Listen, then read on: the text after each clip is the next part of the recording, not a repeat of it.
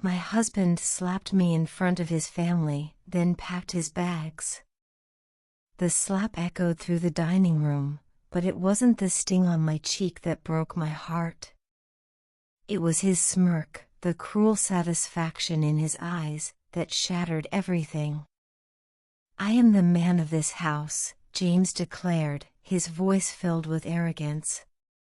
His father nodded in approval, while his mother stared down at her plate, as if she hadn't just watched her son humiliate his wife. 5 minutes. That's all it took. 5 years of marriage, reduced to a single suitcase. His family sat in silence, watching as he packed his things. The same family that had taught him how to be this way, the same family that had excused his behavior time and time again. I had always known this moment would come. But I never imagined it would happen in the middle of his mother's Sunday roast dinner, surrounded by wedding china she had displayed for 40 years. I had played my role for so long, the perfect, obedient wife. But behind that mask, I had been preparing for this day. James stood tall, 6 feet 2 inches of entitlement, his chest puffed out like a peacock trying to prove his dominance. His sister, Caroline, shifted uncomfortably in her seat. His mother's hands trembled as she refilled her water glass. His brother suddenly found his potatoes fascinating. The dance of denial was in full motion. "You're right, James," I said, my voice calm despite the fire inside me. "You are the man of this house." His smirk widened. He thought he had one. I pushed back my chair slowly, my movements deliberate. I walked toward the hallway closet and pulled out a suitcase, the one I had packed earlier that morning. I wheeled it toward him and stopped at his feet. "You should have this house all to yourself," I said softly. Confusion flickered across his face. "What do you think you're doing?" His voice rose, a mix of panic and anger. "Showing you exactly what the man of the house has earned," I replied. Inside the suitcase were his essentials, clothes, toiletries, and something else. Copies of financial records. Bank transactions.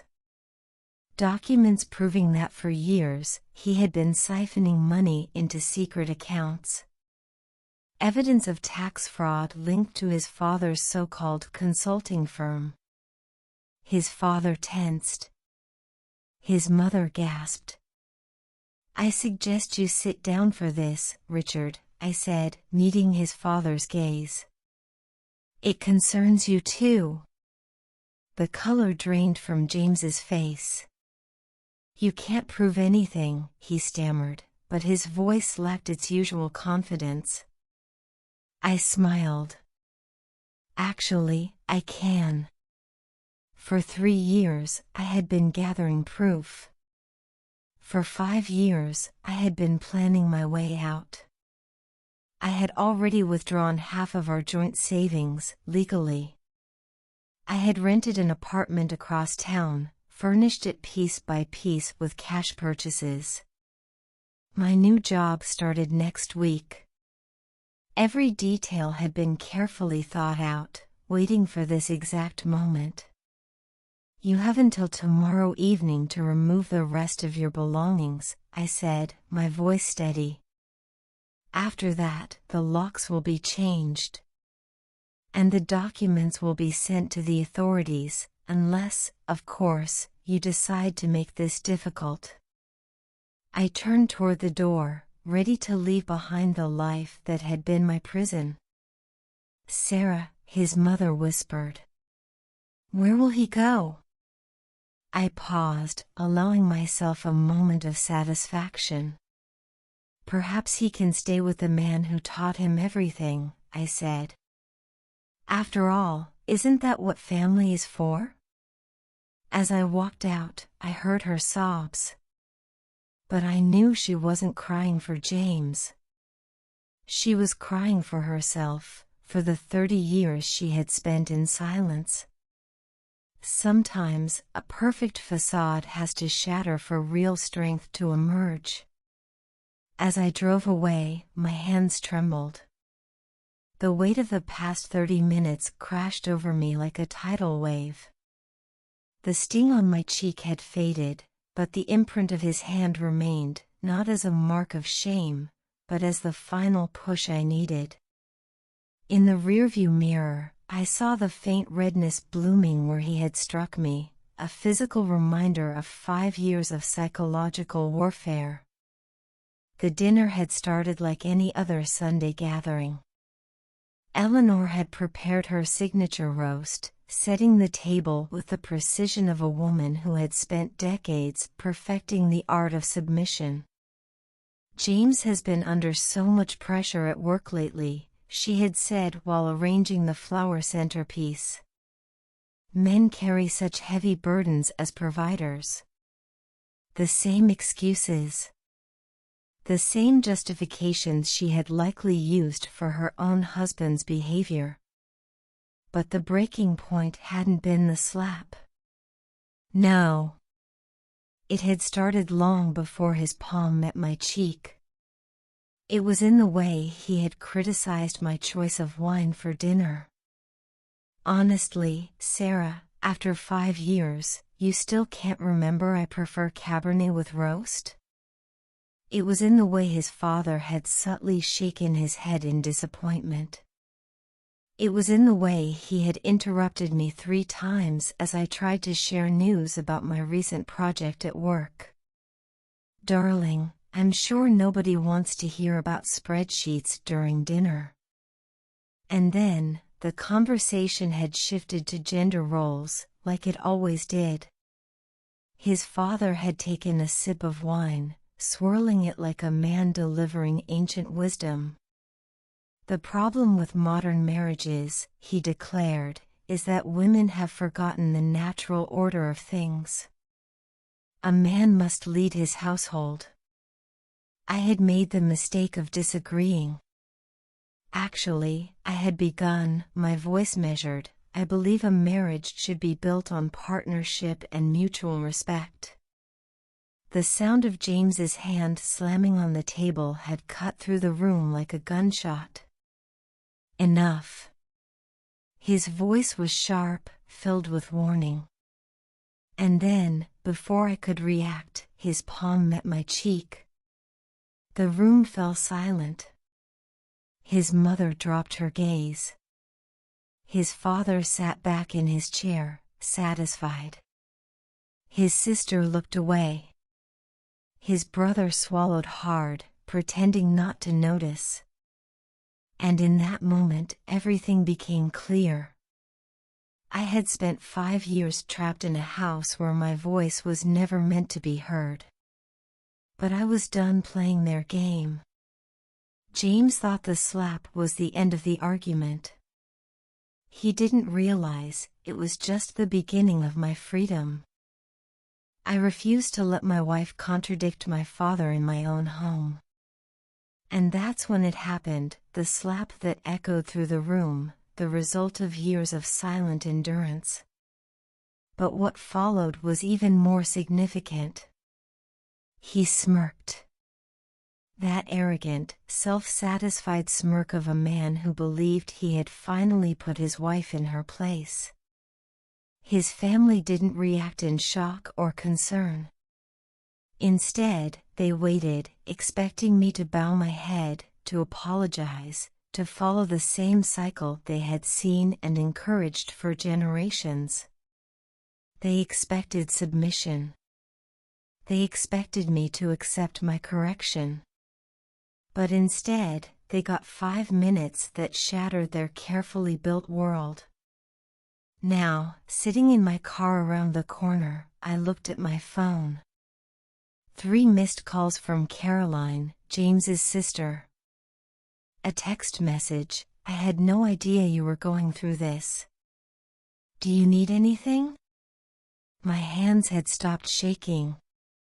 Instead, a calmness had settled over me, the kind that comes when you finally see everything clearly.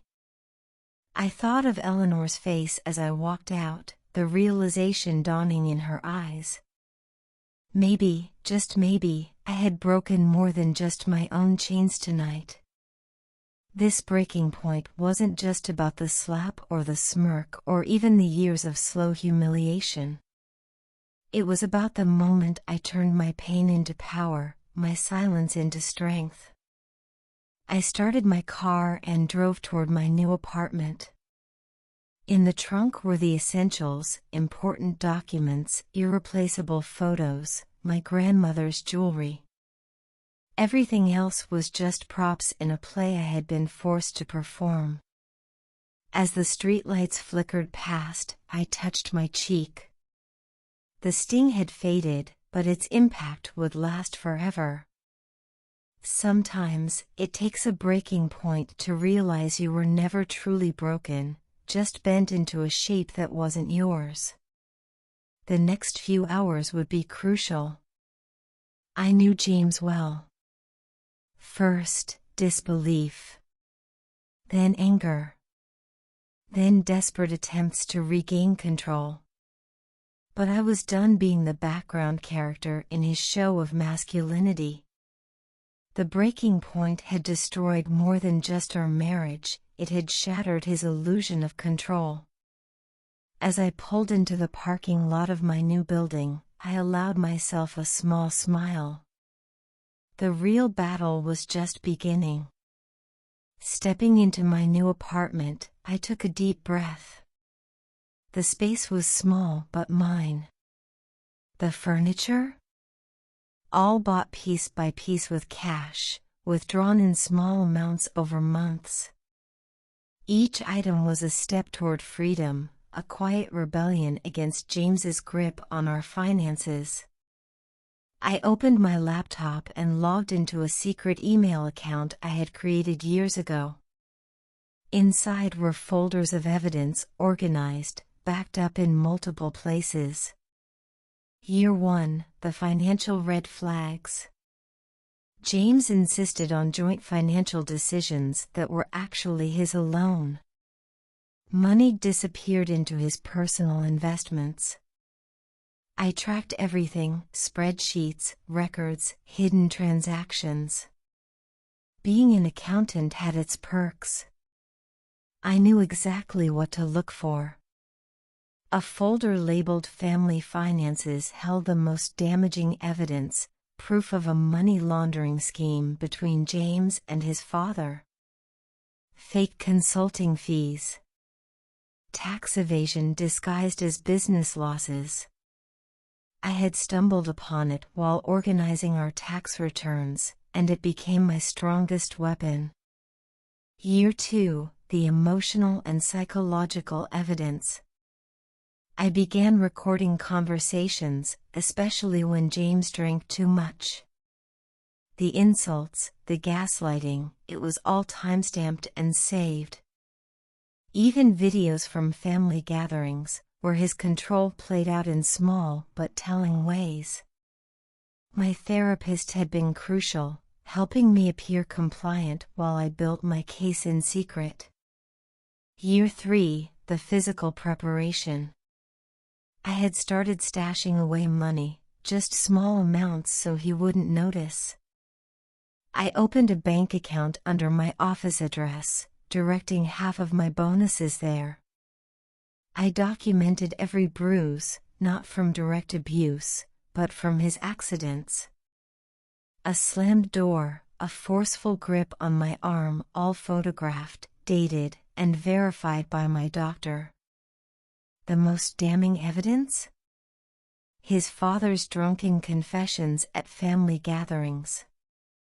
Richard, so proud of his business strategies, had no idea that his tax schemes were being carefully recorded. The Christmas recording alone was enough to make the IRS very interested. I closed my laptop and walked to the kitchen. I poured myself a glass of wine, my favorite Pinot Noir. The one I had never been allowed to buy because James preferred Cabernet. My phone buzzed again. More messages from his family. Caroline's text, Mom's hysterical. Dad's threatening legal action. Are you sure you want to do this? I smiled. Richard's face had turned pale when I mentioned those consulting fees. He knew as well as I did any legal action would expose their crimes. Their threats were as empty as their morals. Opening my journal, the real one, not the decoy I had left for James, I began writing about today. This journal, along with the others, was not just a record. It was proof of my patience, my resistance, my quiet rebellion. The clock struck midnight. I had been sitting here for hours, surrounded by the evidence of my slow, deliberate revenge. Tomorrow, James would try to access our accounts, only to find that I had already taken my legal share. He'd call his lawyer, only to realize that any legal battle would trigger the release of documents he couldn't afford to have exposed. I had played my role long enough. Now, it was time for the final act. I closed my laptop and walked to the window, looking at the city lights. 3 years of planning had come down to just 5 minutes of perfect execution. 3 years of pretending to be the obedient wife while secretly gathering proof that would set me free. The hardest part wasn't collecting the evidence or making my escape plan.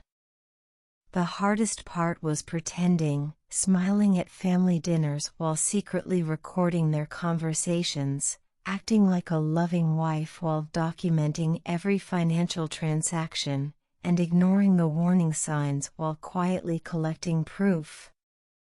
But as they say, patience is a virtue. And revenge? It's even sweeter when served cold after years of preparation. The morning after my escape was exactly as I expected, pure chaos. By 7 a.m., my phone was full of missed calls, voicemails, and desperate messages. I sipped my morning coffee and watched them roll in, feeling strangely calm. James, 6:15 a.m. Sarah, you're being irrational. Come home, and we can talk like adults. Richard, 6:45 a.m. Do you have any idea what you're doing to this family? Eleanor, 7 a.m. Please, darling, let's not make this bigger than it needs to be. But I had planned for this. My lawyer, Patricia Chin, had been ready for months. At exactly 8 a.m., as scheduled, she sent out a series of emails. The first went to James's law firm, exposing financial fraud I had discovered. The second went to his father's business partners, hinting at the illegal consulting deals they were involved in. I thought back to yesterday's moment, the 5 minutes after the slap. How I remained calm as I picked up his packed suitcase. How I carefully laid out the proof. How I made sure they all knew I was in control now. At 9 a.m., the doorbell rang. Through the peephole, I saw James. His tie was crooked, his hair a mess, so different from his usual polished self. He was unraveling, just as I had predicted. Sarah, he called through the door. This is ridiculous. Open the door.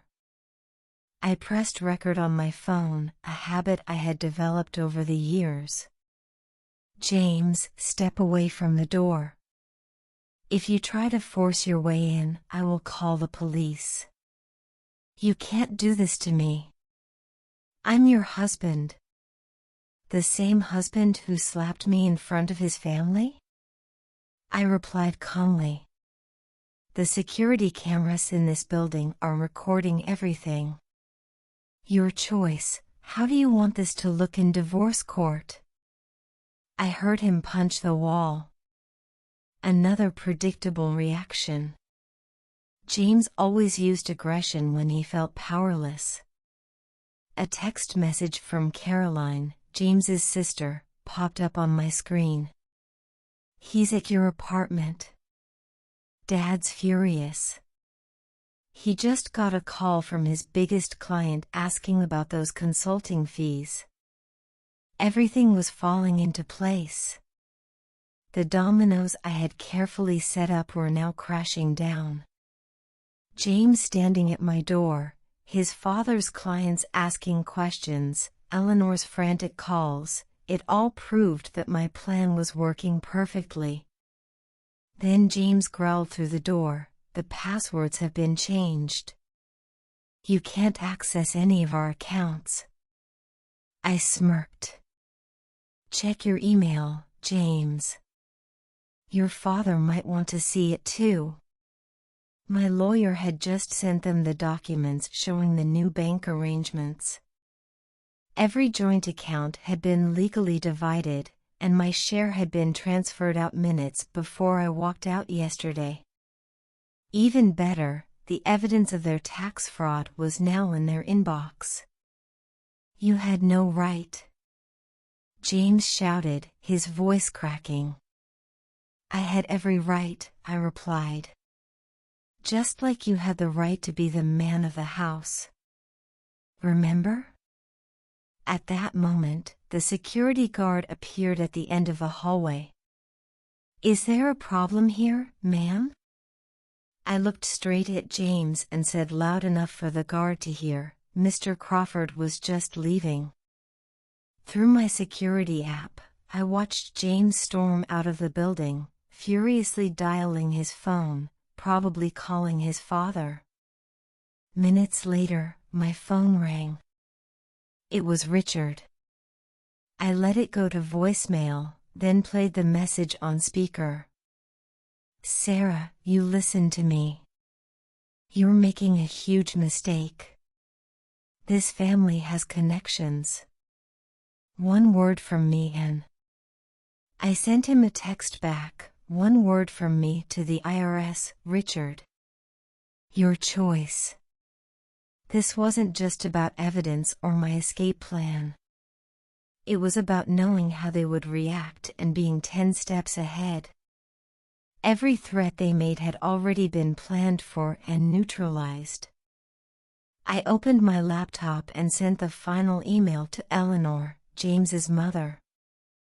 Attached were photos from throughout my marriage, every dinner where James humiliated me, every holiday where Richard preached about a woman's place, every moment where Eleanor had silently watched it all happen. The last photo was from yesterday, my cheek still red from James's slap. "Sometimes," I wrote, "the strongest thing a woman can do is stop accepting what she's told to endure." As I closed my laptop, I realized that these 5 minutes of standing up for myself had done what 5 years of silence never could. They thought they had broken me. But I wasn't broken. I had just been waiting for the right moment to shatter their control. That first night of real freedom felt surreal. The adrenaline had worn off, and I stood in my new bedroom, surrounded by the life I had built for myself, every piece of furniture bought with my own money, every small act of rebellion now forming my future. The silence here was different. It wasn't the suffocating silence of fear. It was the peaceful stillness of freedom. My phone buzzed one last time. A message from Eleanor. Just 2 words. "I understand." The weight of those words hung in the air. Maybe, for the first time, she saw what I had seen for years. The next morning, the flying monkeys arrived, the people sent to guilt trip and pressure me into submission. First, the mutual friends. "James is devastated, Sarah. Couldn't you have handled this differently? Think about his career. This could ruin him. Every couple has rough patches. You're throwing away years of marriage over one mistake. I had a response ready. I sent them a picture of my bruised cheek with one question. Would you give this advice to your daughter? Silence. Then came the family pressure, James's cousins, aunts, uncles. People who had watched his behavior for years but never spoke up. Now, suddenly, they had strong opinions about my actions. But then, something unexpected happened. Support started coming in. James's sister, Caroline, showed up at my apartment with a bottle of wine and tears in her eyes. I've watched him become our father for years, she confessed. I should have said something. Done something. I poured us both a glass. You're doing something now, I said. And for the first time in a long time, I felt truly free. I poured her another glass, my phone lighting up with a text from Michael, James's younger brother. The family's in chaos. Dad's lawyers are working overtime. But I want you to know, you did the right thing. Some things need to break before they can be rebuilt. I stared at the message for a moment. It was unexpected. Michael had always been the quiet one, the observer. Maybe, deep down, he had seen the cracks in his family's perfect image long before I shattered them. But the biggest surprise came from James's teenage niece, Emma. At just 16, she had started a group chat with her female cousins, sharing the documentation I had kept of James's behavior. She had turned it into a warning sign checklist. Aunt Sarah showed us that we don't have to accept this as normal, she wrote. Reading her words filled me with a fierce sense of pride. These young women were learning to recognize red flags early, something I had only figured out too late. Maybe my fight hadn't just been for me, it had been for them too. Building a new support system meant opening myself up in ways I had forgotten how to. I reached out to old friends who had drifted away during my marriage, expecting rejection but finding open arms instead. We've been waiting for you to come back to us, my college roommate, Lisa, said during our first lunch reunion. We knew the Sarah we loved was still in there somewhere. For the first time in years, I felt like I was rediscovering myself, the person I had been before James, before all of it. My therapist, Dr. Martinez, helped me understand this strange mix of emotions. You're experiencing something unique, she explained. Most abuse survivors struggle with the aftermath of escape. You're dealing with the aftermath of a perfectly executed liberation. The emotions are different, but they still need processing. She was right. There was guilt, not for leaving, but for succeeding where so many others couldn't. There was fear, not of James anymore, but of the ripple effects my actions would have through generations of his family. And there was grief, not for the marriage I had lost, but for the years I had spent planning instead of living. Work became my sanctuary. I had always been good at my job, quietly excelling while maintaining the facade of the disinterested corporate wife.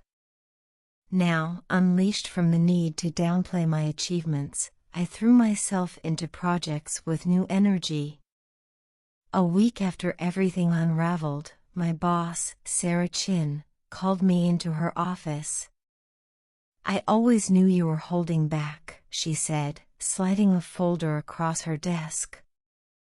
We have an opening for department head. The interview is yours if you want it.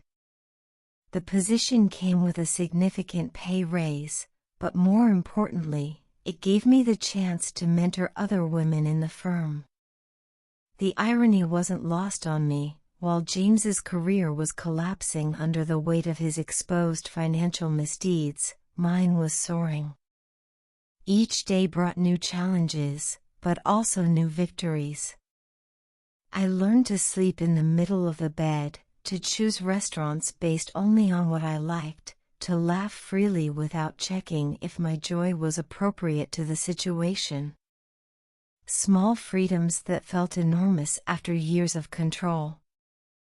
But the biggest change was in my reflection. The woman in the mirror stood taller, smiled more easily, and looked back at me with clear eyes, eyes that no longer carry the shadow of constant calculation. She wasn't just surviving anymore. She was flourishing. 2 weeks after my escape, I received an unexpected email from Eleanor. I filed for divorce today. Richard doesn't know yet. Thank you for showing me it's never too late to start over. Would you meet me for coffee? As I typed my response, I realized something. This wasn't just about revenge anymore.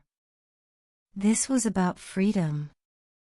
The coffee shop where we met was neutral territory, far from both our usual haunts. Eleanor looked smaller without Richard's dominating presence beside her. Her hands trembled slightly as she stirred her latte. The diamond ring she had worn for 40 years was gone. Richard got the divorce papers this morning, she said softly. He threw them at his lawyer and demanded they be fought. Just like James did with yours. The social fallout had started spreading like wildfire. The father-son empire they had built was collapsing. Their country club membership had been quietly suspended pending investigations into their financial dealings. Former friends suddenly forgot their phone numbers. Eleanor let out a bitter laugh. The Ladies' Auxiliary Committee called, she said, shaking her head. They thought it best if I stepped back from organizing the annual charity gala. 40 years of perfect table arrangements, and now I'm a liability. The truth was unraveling their social fabric, thread by thread. James's law firm had placed him on indefinite leave while they investigated the financial fraud I had exposed. His father's business partners had ordered an external audit. Then, the FBI showed up. I got the call from Caroline later that day. Sarah, you won't believe what happened at Dad's office today. The FBI showed up with warrants.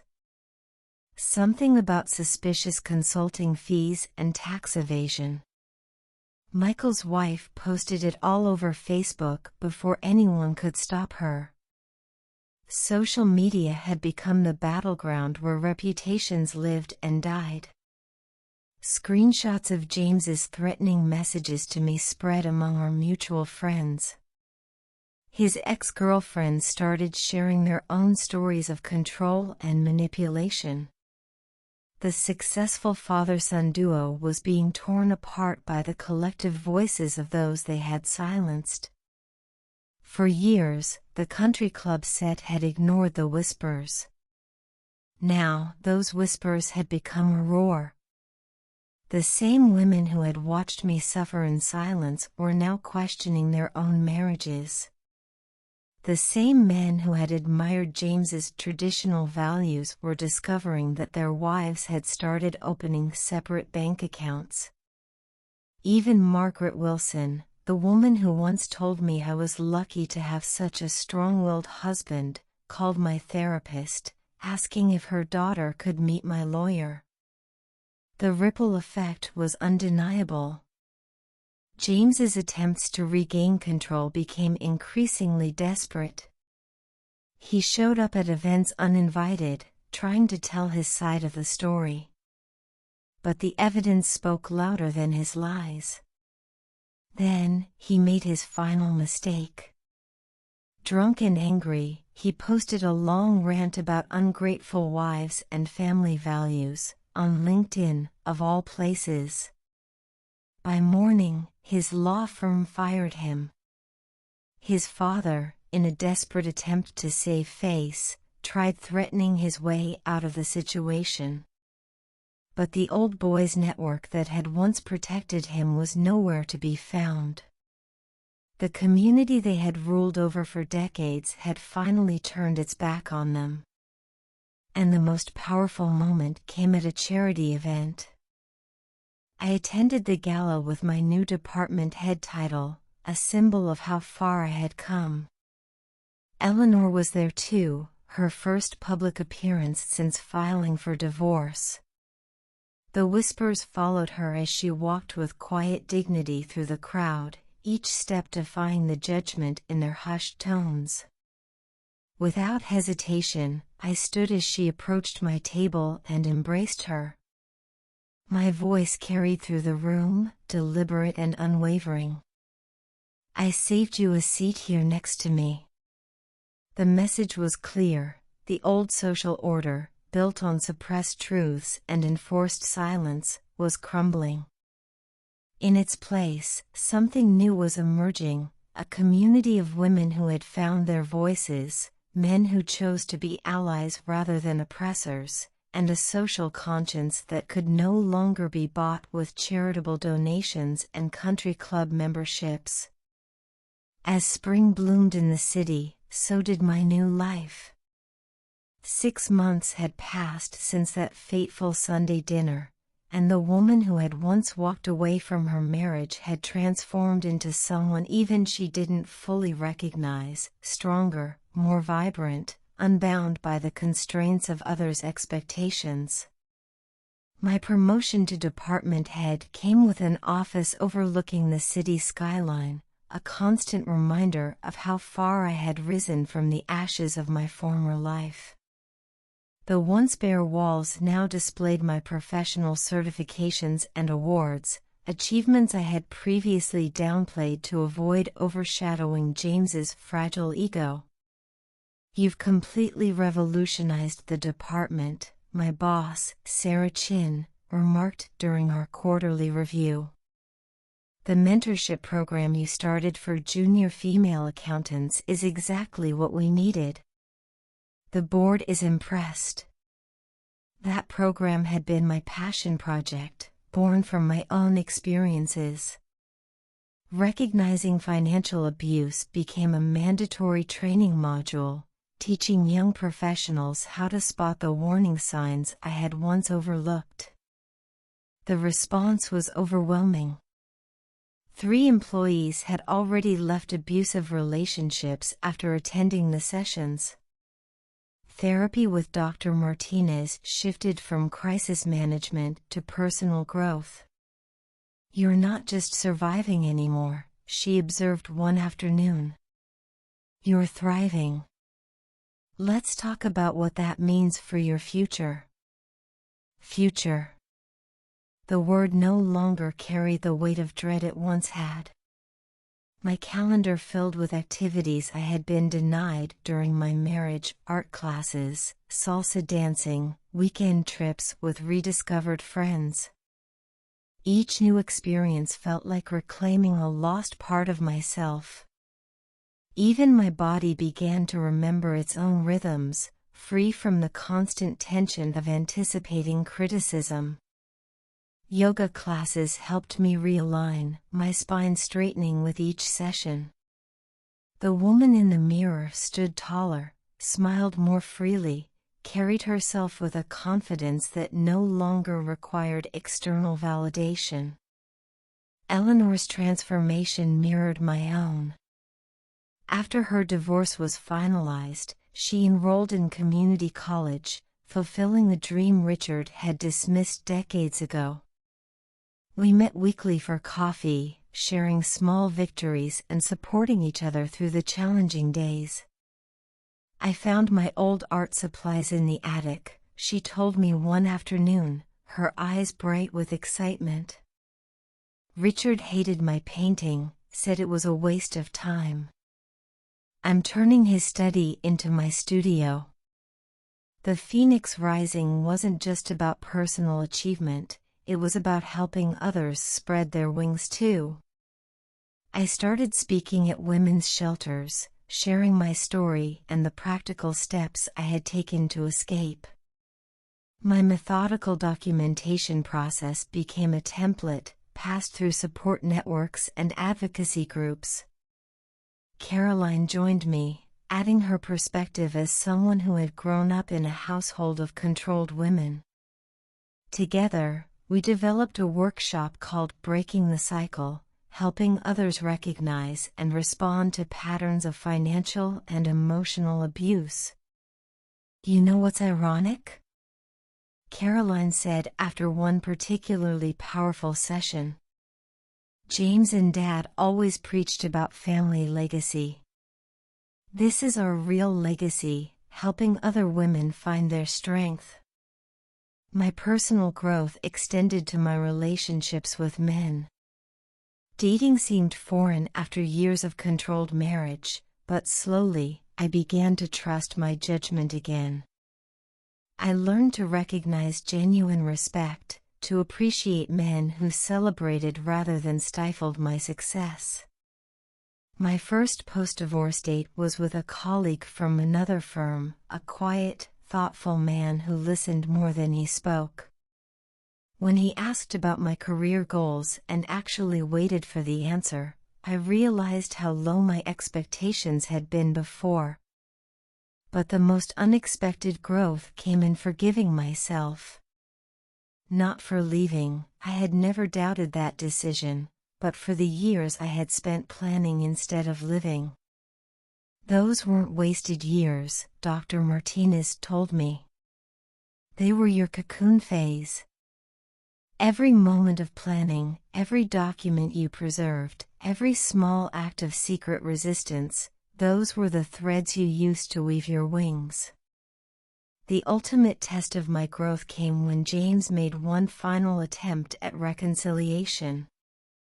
He appeared at my office, humbled by his downsized life and tarnished reputation. The old James would have demanded, threatened, controlled. This version asked, almost politely, if we could talk. I've changed, he claimed, sitting across from my desk. Therapy, anger management. I'm not the same man I was that day at dinner. I studied him calmly, noting the designer suit that no longer fit quite right, the slight tremor in his hands. The man who had once seemed so powerful now looked small in my professionally appointed office, surrounded by evidence of my success. I believe you've changed, I replied, my voice steady. But so have I. And this version of me deserves more than an improved version of you. As security escorted him out, I felt the last pieces of my old self fall away. The phoenix doesn't return to the ashes it rose from. It soars forward, stronger for having survived the flames. That evening, standing in my home office, I finally took down the last photo from my marriage. In its place, I hung a painting Eleanor had created, a phoenix in flight, its wings spread wide against a dawn sky. Below it, she had written, "Thank you for teaching me to rise."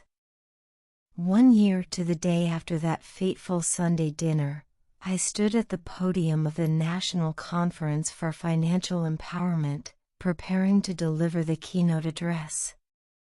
The irony wasn't lost on me. My expertise in documenting financial abuse had transformed from a survival strategy into professional acclaim.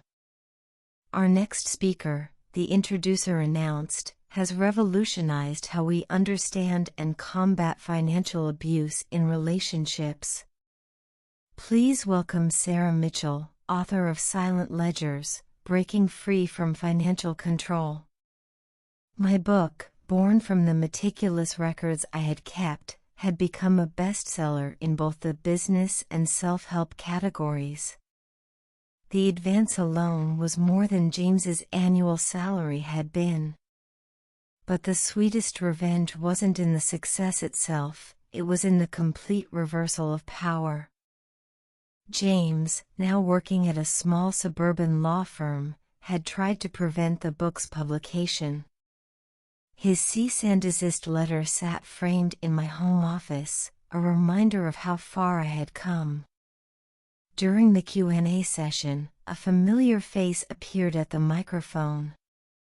Eleanor, elegantly dressed, her artist's smock splattered with paint, stood tall as she addressed the crowd. As someone who lived 40 years in financial darkness, she began, her voice clear and strong. How do we help women recognize their worth before it takes decades to break free? The audience didn't know she was my former mother-in-law. They didn't know that her art gallery, showcasing works by survivors of domestic abuse, had just received a major grant. They didn't know that Richard's attempts at reconciliation had been met with restraining orders and public humiliation. My answer was simple: we lead by example. We show them that success isn't measured by the size of their husband's bank account, but by the strength of their own resolve. The phoenix had risen. And it wasn't looking back. She reported them, and soon enough, they Googled him. Suddenly, their membership was full. But guess what? They had just invited Mom to showcase her artwork in their main hall. The local newspaper ran a feature story on Eleanor's transformation, from a country club wife to a celebrated artist and advocate. The photos captured her in her studio, surrounded by powerful paintings of women breaking free from various bonds. The reporter noted that her ex-husband declined to comment for the story. James made one final attempt at reasserting control. He showed up at a book signing, waiting in line like any other attendee. When he reached my table, he placed my wedding photo before me instead of my book. "Remember when you were happy?" he asked, loud enough for the nearby fans to hear. "Before you became this." I picked up the photo, studying it briefly. The smile on my past self's face was perfect, practiced, hollow. Looking up at James, I saw what I had failed to see back then, a small man desperate to feel big. "Would you like me to sign this too?" I asked pleasantly, uncapping my pen. To James. "Thank you for teaching me that the best revenge is living well. Shall I date it?" The whispers and phone cameras around us confirmed that this encounter would soon be viral. James retreated, leaving the photo behind. I added it to my speaking materials, a visual aid for recognizing the difference between a genuine smile and a survival mask. The ultimate revenge wasn't in James's downfall or Richard's disgrace. It wasn't even in my own success. It was in the ripple effect of empowerment spreading through our social circles. Young women who had once admired my perfect marriage were now attending my workshops on financial independence. Men who had emulated James's controlling behavior found themselves suddenly single. At the end of my keynote speech, I announced a new initiative, a foundation providing grants to help women escape financial abuse. The first recipient would be announced next month at a gala, hosted in the same country club where James had once held court. Success, I told the audience, isn't about getting even. It's about getting free, and then holding the door open for others to follow. As I left the stage to a standing ovation, my phone buzzed with a text from Eleanor. Just sold my portrait series Men Who Would Be Kings. Guess who bought the centerpiece? James's old law firm. They're hanging it in their lobby as a commitment to their new ethical standards. I smiled, remembering the central painting in that series, a man on a throne of paper money, his crown slipping, while women in business suits walked past him, their shadows casting longer than his figure. Sometimes, the sweetest revenge is simply becoming everything they said you couldn't be. 2 years after that life-changing Sunday dinner, I stood in front of my full-length mirror, adjusting the CEO nameplate on my new office door. Not just department head anymore, but chief executive officer of my own financial consulting firm, specializing in helping women achieve economic independence. The final victory wasn't marked by a single moment, but by the profound realization that I no longer defined myself in relation to James or what had happened. The woman who looked back at me in the mirror wasn't just a survivor, an ex-wife, or even a champion of women's financial independence, though she was all those things. She was simply and powerfully herself. My phone buzzed again, another message from Eleanor. Just finished my last therapy session. The therapist says I'm ready to write my own book. Would you write the foreword? Her transformation had been as complete as my own. The timid woman who had spent decades in Richard's shadow now owned one of the most respected galleries in the city, specializing in art therapy and empowerment. Our stories had become intertwined in unexpected ways, both of us rising from the same oppressive household to find our own paths. The final piece of victory came in the form of an invitation. The National Association of Women in Finance wanted me to lead a panel on domestic financial abuse. The topic wasn't unusual, I had done dozens of such panels. But this one was different. Among the attendees would be a group of law students from James's new workplace, required to attend as part of their ethics training. Are you sure you want to do this? Caroline asked when I told her. You don't owe them anything. It's not about owing, I replied. It's about showing them that the end of one story can be the beginning of a better one. On the day of the panel, I wore the same red dress I had worn on that fateful Sunday, not as a reminder of pain, but as a symbol of how far I had come. The slap that had once stung my cheek had become the catalyst for a movement that had helped hundreds of women find their strength. James was there, sitting in the back row with his students. He had aged more than 2 years should account for his hair graying at the temples, his posture less commanding. Our eyes met briefly as I took the stage, and for the first time I felt nothing. No anger. No fear. No satisfaction in his downfall. He had become irrelevant to my story. Financial abuse, I began, isn't just about money. It's about power, control, and the systematic erosion of self-worth. But today, we're not here to talk about victimhood. We're here to talk about victory. As I shared my story, our story, I watched the faces in the audience. Young women took notes with fierce determination. Men shifted uncomfortably as they recognized their own behaviors. And in the back row, James watched the full flowering of the strength he had tried so hard to suppress. After the panel, a young student approached me, glancing nervously over her shoulder at James. I'm in a relationship, she whispered. Everything you described. I never had words for it before. I handed her my card, watching her slip it quickly into her pocket. Another seed of freedom planted. Another circle completing itself. That evening, I hosted a small dinner party in my penthouse apartment. Eleanor was there, showing off photos of her latest exhibition. Caroline shared news of her promotion to partner at her consulting firm. Even James's niece, Emma, now a law student specializing in women's rights, joined us.